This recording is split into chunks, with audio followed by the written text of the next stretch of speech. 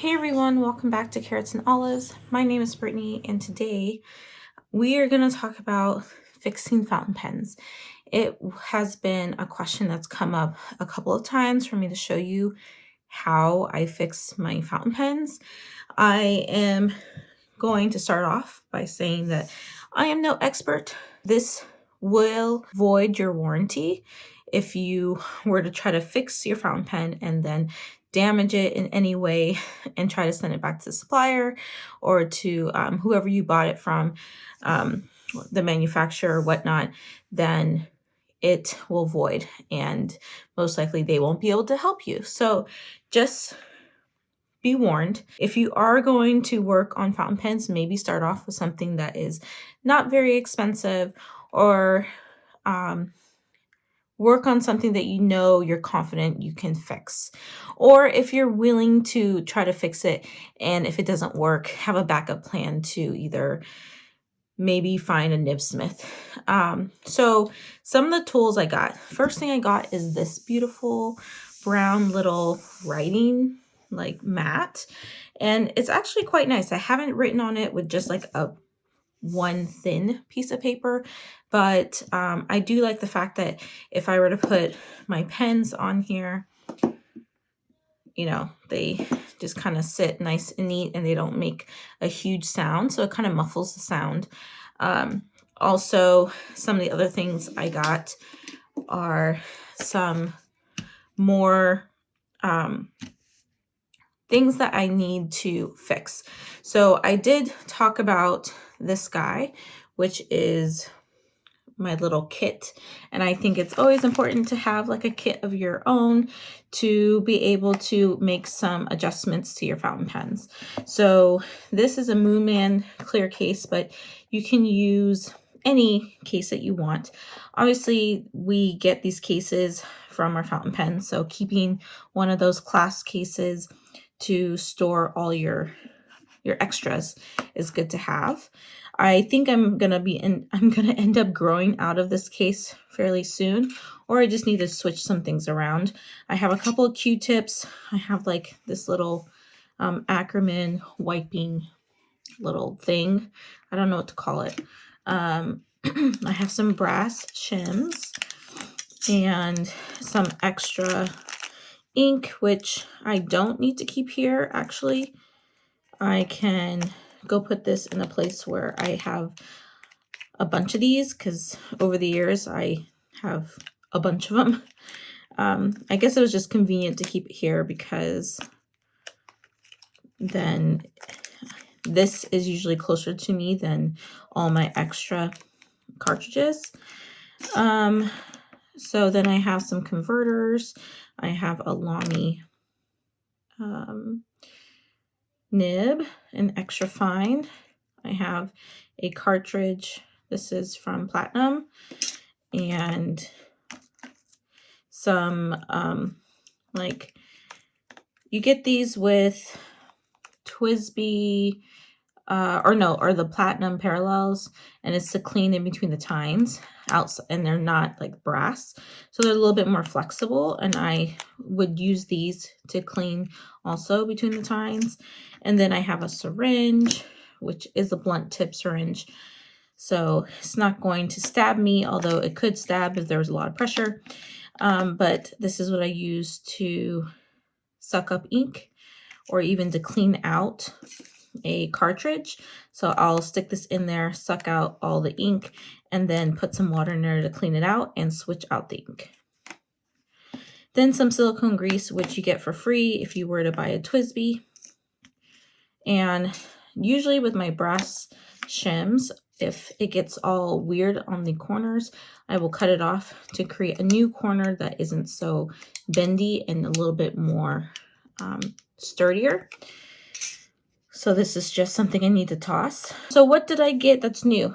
Oh, and I forgot to talk about this. I have this mesh, which is like really smooth right now because of all the times I've used it. I need to replace it. So what did I get? I got some more brass shims, and I ordered these from Goulet Pens. It's actually my first order from Goulet, or with Goulet, in probably 2 years. And that's because, oh, and they have a cute sticker. And then just some other information, which not needed for me. I picked them because they are one of very few places that I can buy almost all of my items I need to fix a pen. So they have shims. They have even a whole kit where you can buy all this stuff all in one. And then I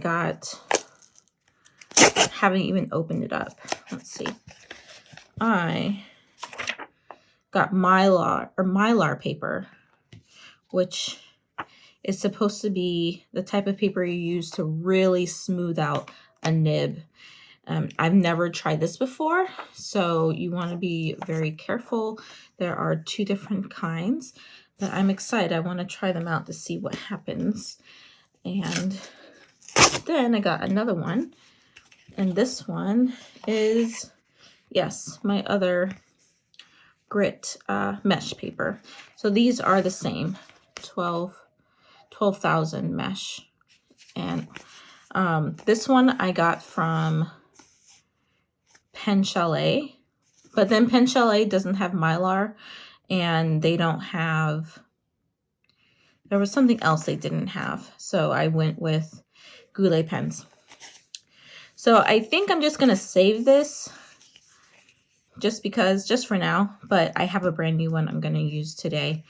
And yeah, so I'll put some of these things back. That's pretty much my whole kit right here.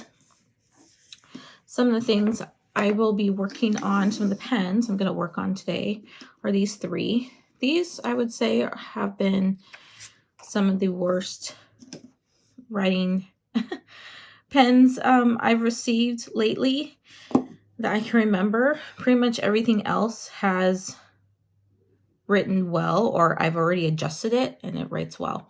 And then moving back to my Jinhao 82, but all 3 of my Jinhao 82s are writing fantastic, which is surprising. So even with the little bit of adjustment I did with them, I like the way they write, and there's no need for me to change them at this time. So what I'm going to do, I want to show you what it looks like before. So I have some ink I'm just going to dip the pen in, and then I also have some water that I'm going to just clean it real quick since I'm just dipping the pen. So I started putting some of my inks in here, which is actually a pen stand, and usually these test tubes are roughly the same size, so they fit in here perfectly. Let's do a dark ink so you could really see. And then I could just, well, actually, if I open it up, okay. I wanted to open it up and make sure it wasn't going to fall through, because if it did, I'm in trouble. Actually, I don't feel safe with that. So let's start off with this one. I just have some paper that is like scrap paper, but it's Tomoe River. And it's good to have a piece of paper close by so you could test how well you are doing. So, of course, it's going to come out really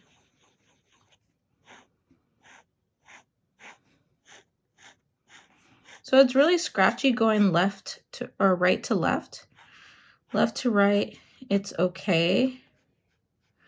I know the biggest issue with this pen was that it was scratchy at the beginning, and I did put it through mesh, but also the line was really thin, and it wasn't giving me a lot of ink coming out of the nib. Now this is an extra fine, but the nib is it's so tight. So let me kind of clean it off. so my fingers don't get too messy and gunky. And the first thing I like to do is use some brass shims to widen the tines. And the way I do that, I'm going to use a new one today. So they usually give you, and close this up. They usually give you 2 shims.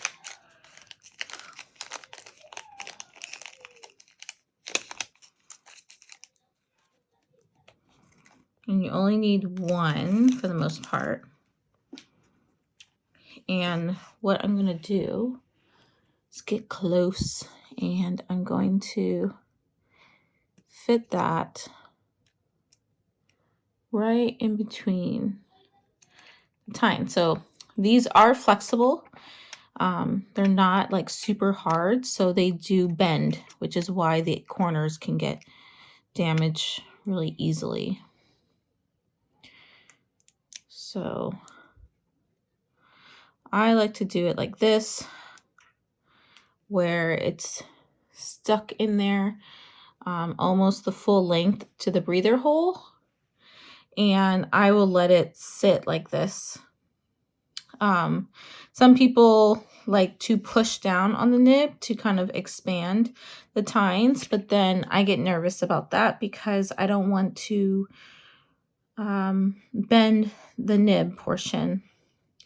Now I can keep this here for about half an hour, half a day, all day, and it should widen the nib tines for you, where you'll see a little bit more ink come through. To kind of speed it up, you can disassemble the nib from the feed. And if you had a grip, so you need something kind of rubbery to pull out the nib from this housing, and then you can separate the nib and the feed and really get these tines a little bit more separate. Yep, I can't seem to get these separated, which is fine. So what I'm going to do now is the same thing. I'm going to put the shim right in the middle. And you could do 2 or 3 of them. And you can kind of pull one away, pull one side, and then pull the other side to kind of separate them a little bit. But what I like to do is to use time. So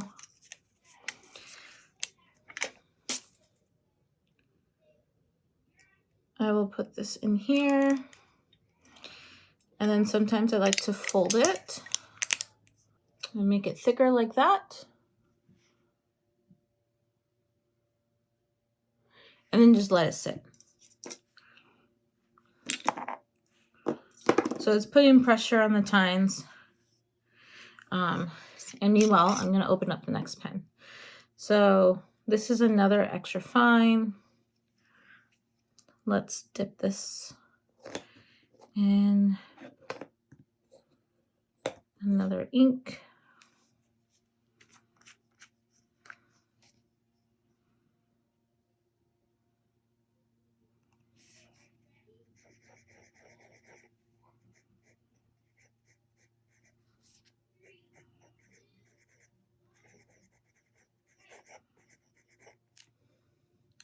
This one's actually writing pretty well. I guess the last time I fixed it,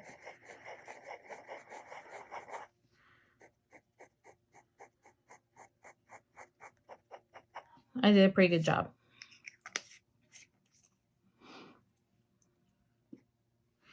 So I don't think I need to fix this one like I anticipated. So I'm just going to clean it off and let it rest. We're not going to do that one. Let me look at this one.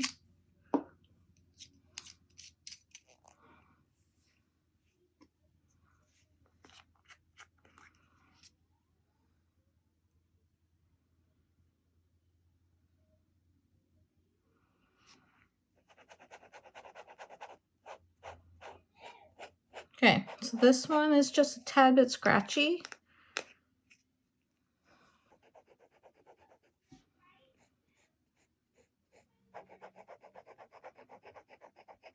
Just a little bit scratchy. So I'm going to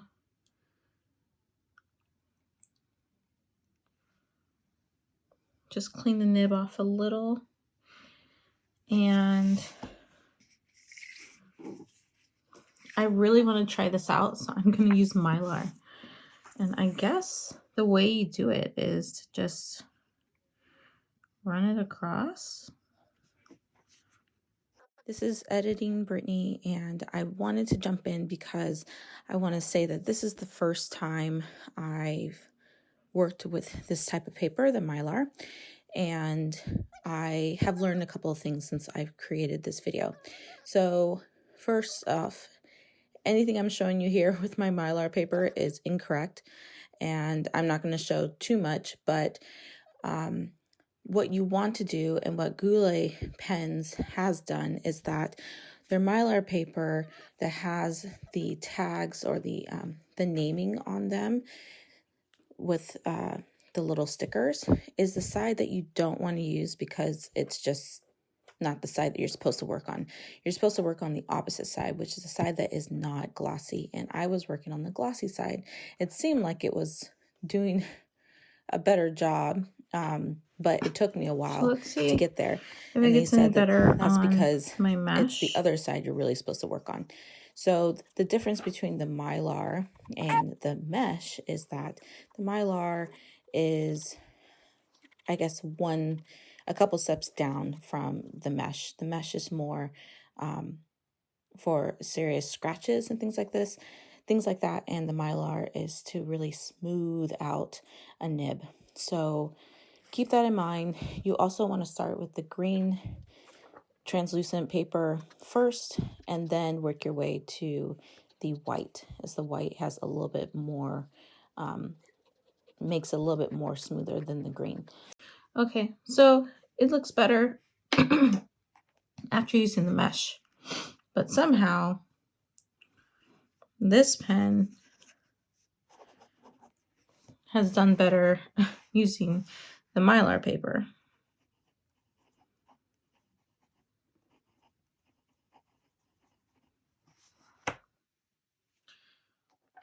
Let's get back to this Quebeco here. And I'm just going to do just a few more tugs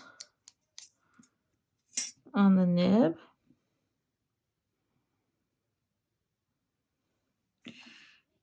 And put it back in the housing,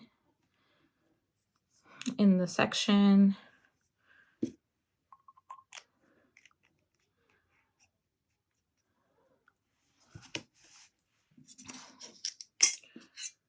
I'm not doing the best job of keeping my fingers clean.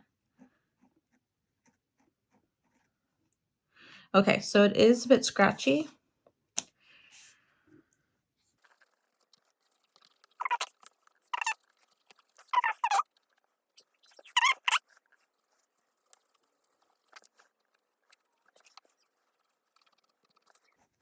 So initially, when I first dipped it, was thick, just because it's a lot of ink. But over time, it got really thin. But now,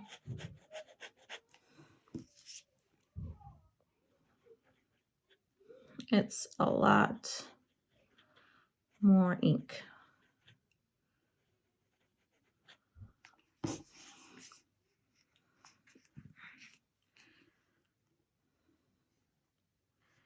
So you want to make sure when you are using your mesh that you are writing how you would